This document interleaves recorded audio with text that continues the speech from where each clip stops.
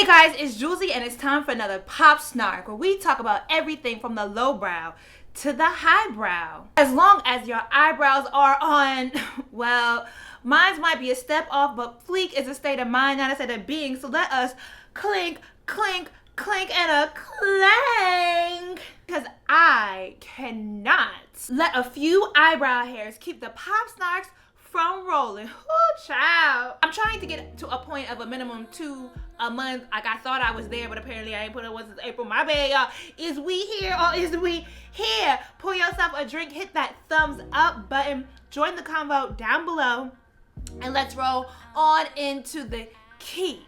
As always, this is a Shop Smart Brown Girl movement. It's the lifeline that keeps this movement flowing. We now have vinyl decal stickers in a very limited quantity. I know it's a bit late for the graduation caps, but you can still put it on your laptop. I have one on my laptop. This was a photo. I've been graduated, girl, but congratulations to class. Oh, my little thing, my tassel, girl.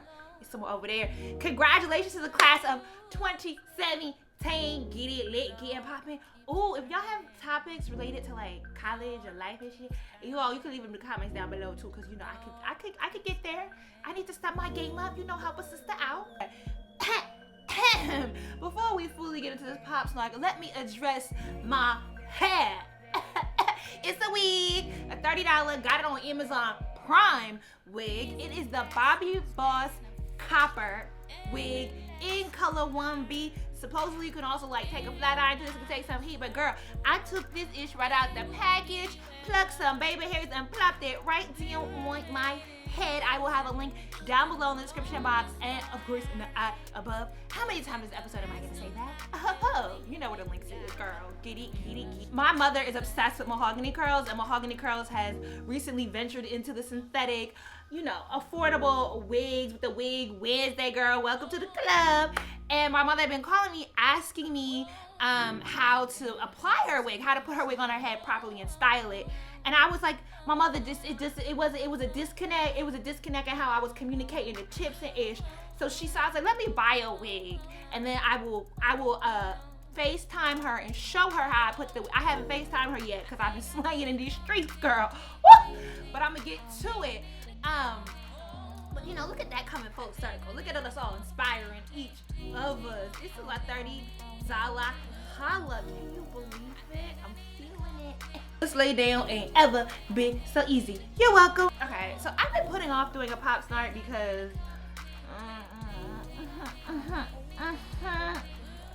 it's mango juice and rum, by the way. But I've been putting off doing Pop Snarks because there's just so much violence and sadness, and it may feel distant, or I don't know the word for where you push sad things to the back while feeling shallow points of empathy. I do really want to address all of the sadness because in part I believe that it's only going to creep closer and become more radically violent before things ever get better, but I don't necessarily want to impart that sort of, what is it? And what is the word? There's a word. I'm not a fatalist. I'm going a blank. Girl. Whew. I have a serious level of fear, but I don't necessarily want to impart that sort of, you know, juju on you guys. I do still feel a responsibility to address it, and maybe it wouldn't be so bad if I just did Pop Snarks more frequently, and it wouldn't be like boom, boom, boom, boom, boom, gotta talk about all the things in one episode. But girl, this episode gonna be long, girl. You know, make sure you real ready. So let's just ease on to it. Jeff Sessions completed his first 100 days as the Attorney General, and I received a report on all the horrible things he's done. No fun. The Lawyers Committee of Civil Rights under Law compiled the report. They're the ones who sent it to me, and I feel like I should be humming Follow the Drinking Gourd. Maybe the silver lining is that people will be forced to rethink that sentiment of Obama did nothing for black folks. Sessions has revoked a 26 directive aimed at phasing out the use of private prisons for federal inmates. It's a great time to buy prison stocks if you've forgotten your morals. And he reignited the war on drugs, though since the rise of white people, drugs as in opiates and meth. What does this mean for the suburban white community that made number 45 a thing? If you didn't know, I would like to remind you, white men are terrorists. White supremacists have killed more people than any immigrants from the countries that Trump placed on his travel ban. Richard Collins III, a Bowie State student, stabbed while visiting friends at the University of Maryland. Visiting friends the day before his graduation. I don't know that I want to imagine the pain his family is in. There is just no rhyme or reason here. And then the state police don't want to call it a hate crime.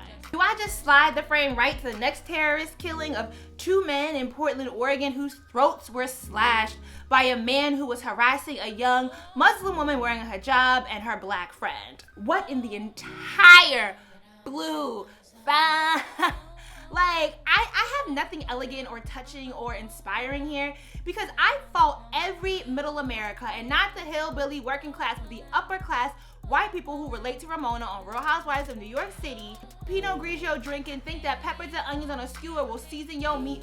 White people that empower this sort of terrorism, willfully ignoring the blood that is on their hands as they convolute facts to fit in with their own agenda. If you want to be sad and laugh at the same time, watch Get Me Roger Stone on Netflix. White men are going to ruin us all. Legit, since going to the Dallas protest that was shot up, when being in rooms of people like concerts and just realizing how easy it is for someone to tip the scale from a joyful moment to terror is a horrible, horrible feeling to live with, especially considering how young Ariana Grande's fan base is. You know, for me as a 32-year-old to go through that feeling and have to, you know, psychologically move on with your life and get over that, just what a fucking nightmare to live through.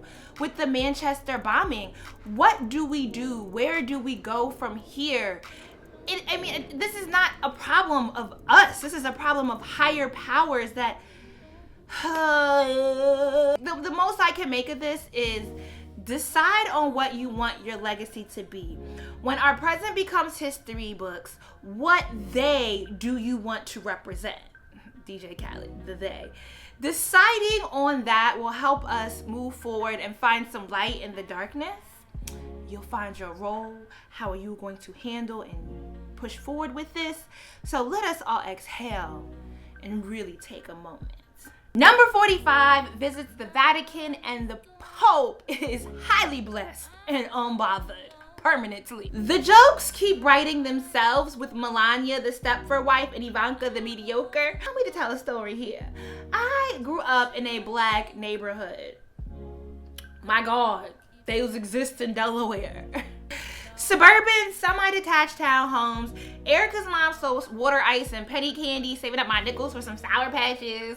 Miracle's house was held up by a jack. Like, it was so weird. It was legit a tool holding up the foundation of her house. Then there was Ebony, who introduced me to the hood delicacies my father would never allow into our kitchen, like syrup sandwiches. My nigga, mind blown. Ebony also told on me when I say damn. No one told me that was a curse word. And my Encyclopedia Brown behind really tried to argue her mama down about it. But most fascinating in my neighborhood was the white family whose townhouse was attached to Ebony's and directly across the street from mine. They had one son, Patrick. I think, though, I might just think that because they was a family of redheads. But this little red-haired white boy was odd. My most vivid memory of Patrick, who legit was like a toddler when I was like 12, so he was like 4 or 5, was him walking himself into the middle of the street to take a shit. Because, wow. And Patrick dropping snickerdoodies in the middle of the block is the same performance that number 45 put on This Week in Europe. It's a conundrum that the comb-over tangerine can sign a $1 billion arms deal with Saudi Arabia, the country that funds terrorism, that Obama told them. Like, Obama went to Saudi and told the king, Abdullah, whoever he is, he told that man, y'all gotta step it up and get your wealthy private citizens together and stop them from funding terrorism. And put your money where your mouth is. 1, by combating terrorism, and 2, by taking in displaced people, i.e. refugees. Did the moldy orange say any of that? No. 45 really just mad his homie ain't win France. Speaking of, congratulations to France. Y'all still racist as fuck, but y'all forever have some interesting first ladies. I mean, our Carla Bruni album still goes hard. Macron, how do you say it? I just want to call him macaroon because that makes me happy. But I'm delighted y'all did not elect a fear-mongering white nationalist. I might learn me some French and move to France, you know, to have an aside because we're going to be 30 minutes here anyway. Let's just take our time. I was thinking, because I had the misfortune of watching a Canadian Nigerian girl who figured out the trick to the clicks for AdSense coin is pandering to the alt-right movement, as in white nationalists, white supremacy, racists, Nazis, like trolls essentially. Except for the trolls are like middle America suburban white people. But in this video, she was reading off stats about black folks and then made a comparison to the stats of Nigerians in America. And so we're not even about to do that or entertain that. But my thought was, you know, because my pushback is always, well, it's a disproportionate, skewed statistic, right? Because you're analyzing a group of people who left their ain't shit cousins back in their home country. But where can I go and leave my podunk family back behind, bruh? Like, where can African Americans flee to? Like, if the fallacy of the American dream is a thing for other people, where can we go where we would be treated better? Aha! France.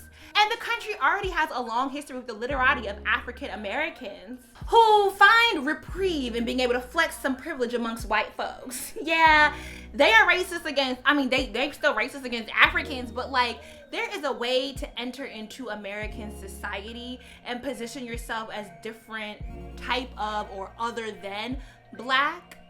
I mean, basically, like, I think, not to, you know, go too deep into this, but African Americans have a built-in distrust of white folks. And it might be different for someone immigrating here, considering, like, history, you know, it's like, yeah, I mean, bruh, I gotta do a whole nother video on it. And so the same way that someone could immigrate here and kind of be able to enter into a room with more trust than I would as an African American amongst white folks, I could go to France because I see them as a different type of white compared to Americans and enter in with a different level of trust. Does that make sense? Are we still here, girl? Do you want to take a sip of your drink? I'll take a sip. I'm just thinking, like, the Nigerians are in Houston, the Jamaicans in Flatbush, the Haitians in Miami. Y'all, African Americans can get litty in the city of France. Like, someone in the comments, let me know what city might be the pop off, where we can go. Is it by the water though? Infrastructure, sis, are the roads. No potholes, please, thank you. Do I even like French food? I just imagine there's a lot of sauces.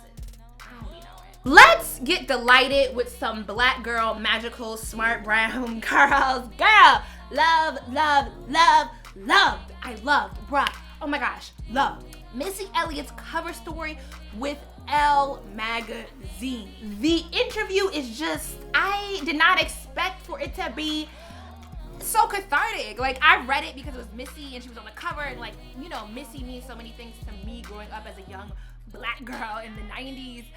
But Rachel Kadazi Gansa, excuse my tongue oppressed by white supremacy, did I get that correctly, is an amazing writer, profiler, and her pen game.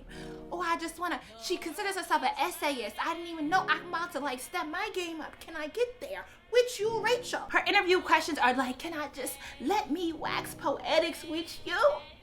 Do go read that interview. It is a sunshine beam of inspiration that we all need to soak in.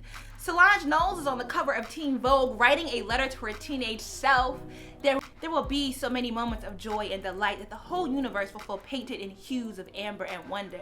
Yes, to stop. Do I snap my fingers? It wasn't even like crunchy berries like that, bro. It was just like, oh, I want to grease myself down in coconut oil, light this candle, sage my whole house. Oh, make this the temple of my familiar. I love it, and I wish to have her bank account. No, I know that's a false belief in relief. That rhyme. But y'all can't tell me if I don't have to worry about how my bills are gonna be paid while taking any trip I want. I just believe that level of care, freeness, I could rise to the level of Solange too. You know, I could get there. I could elevate my artistic, creative mind, bruh. The writing and words of black women is so necessary as I take this sip of this drink. Even when reading some depressingly like sad-ish, like how Flint water crisis is still a crisis, Bim Adewumi for BuzzFeed covers that, and I am a big fan of her writing. Also, like, I would highly suggest revisiting some of Rachel Kadazi-Gansa's. Bruh, her Missy Elliott piece is titled "Her Eyes Were Watching the Stars." She did one of the first interviews after Dave Chappelle reappeared from his sporadic sabbatical, entitled "If He Hollers, Let Him Go. Do I Get a Church Stomp, Sisters?" Go read that. It'll brighten your day. Beyonce, Giselle Knowles Carter had a push party. And I really probably should have opened with this because y'all probably wondering why do I have on this teacher outfit dress. Girl, because Beyonce's African themed push party, she rocked Burkina Bay. Literally, the company name is Burkina Bay. It's a play on what people from Burkina Faso call themselves because it's owned by a young lady from Burkina Faso, right? Shout out to Sakara now. And a skirt by Ruben Raoul, who that's where my dress is from, and I had it before Beyonce even discovered him. I be on. I just love everything and then some about Tina Knowles Lawson being such a black ass mama with her IG videos and captions. One of her videos, Fela's song Lady is playing, which I was gonna take a lot because Lady is the song DJs put on when they need to go to the bathroom because it has like a 6-minute intro. And it's one of the songs I actually know the lyrics to because it's in page in English. Like, if you call a woman African woman, no go green. She gon' say I be lady. But yeah, Jay-Z was co-producer on the Fela Broadway play that was, whew, that was an experience. That was a lit show, bruh. It was like dancing in the aisles, like literally. It was interactive, like you got up and danced in your seat. I have a question though. If Beyonce drops twins during Gemini season, are we gonna rethink the fuckboy stigma of Geminis or not? Oh, like, what if it's twin boys? I mean, I just might. Oh my, it's funny because Northwest is a Gemini, and when Kim Kardashian talks about her, she always mentions how mean or selfish her daughter is, who's like 3 or 4. You can judge me all you want, but I am super excited to see these twins, see who they look like. Y'all know Tina has that strong brow bone, the signature of all her offspring.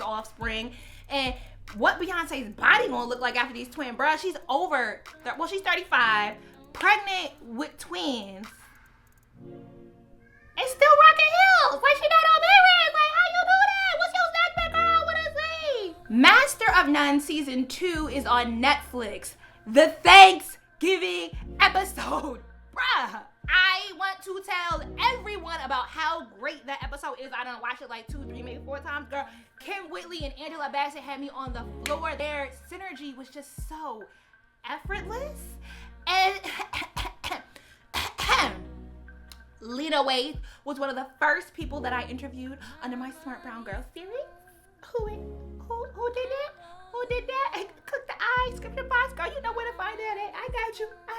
Check it out. The music really for the whole season is just, I need to pull up my Shazam and let me get that track.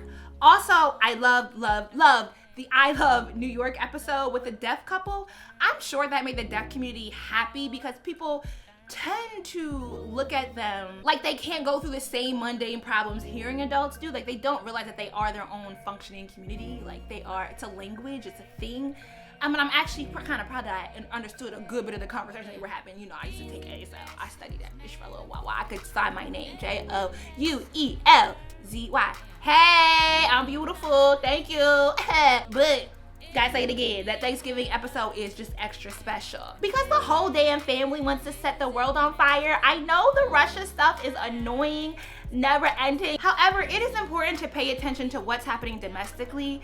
And I keep going back to what has Obama done for Black folk conversation because many of us don't understand the domestic policies that impact our day to day.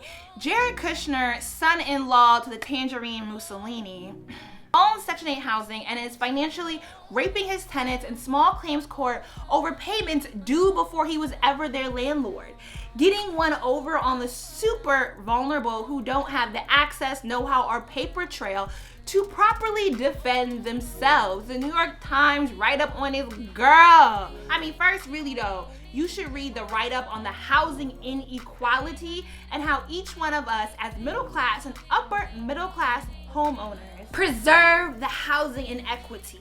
It's depressing. depressing, but very informative and less depressing if you realize how many more people can understand the systems of oppression that we uphold. Because white men aren't the only ones who revel in being the oppressor. We have LeVar Ball showing us just how much black men want to be nothing more than the damn oppressor themselves.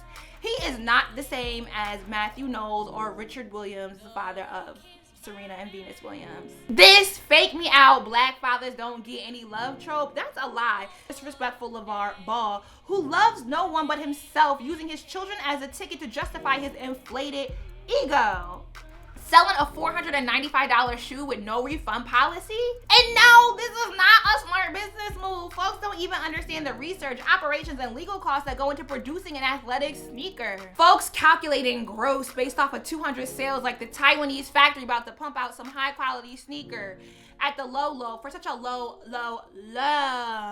order quantity. We don't even need to get to him marrying a white woman for her jeans. Those are his words. Or how badly he berated the young black coach at his son's high school. LeVar Ball is not for the community. LeVar Ball is for LeVar Ball's ego. Clear. Monique comes for Tyler Perry, Oprah, and Lee Daniels. Is this new news? I watched like a brief part of the comedy clip. I thought it was be known that Monique had a strong gripe against the Bottoms and their fairy godmother. Lee Daniels is just as exploitative as they come, and Tyler is just nah. That Oprah so steadfastly backs the both of them has always been a question in the back of my mind. I watched maybe half of Monique's discussion with her husband, Sydney. IDK if it's a podcast or a radio show or whatever, I just wanted Sydney to shut up. Stop talking. If they're happily married, girl, fine. But let Monique carry her own story. It doesn't wear well with him having so much to say. I hate the way we immediately castrate black women. I don't have that much fault to take up with Monique. Oprah was dead wrong for the way she had Monique's brother, who sexually assaulted her, and then Monique's mother and father on the show. It's just so unnecessary.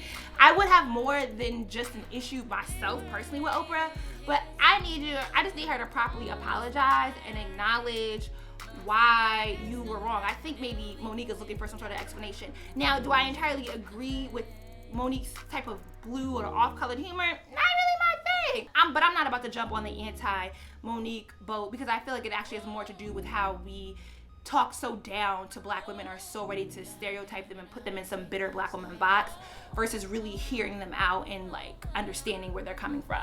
All right, that is it. I tried to catch up on what I could. I hope it was good. Let me know what you're drinking and thinking in the comment section down below. And as always, shop smartbrowngirl.com. Deuces.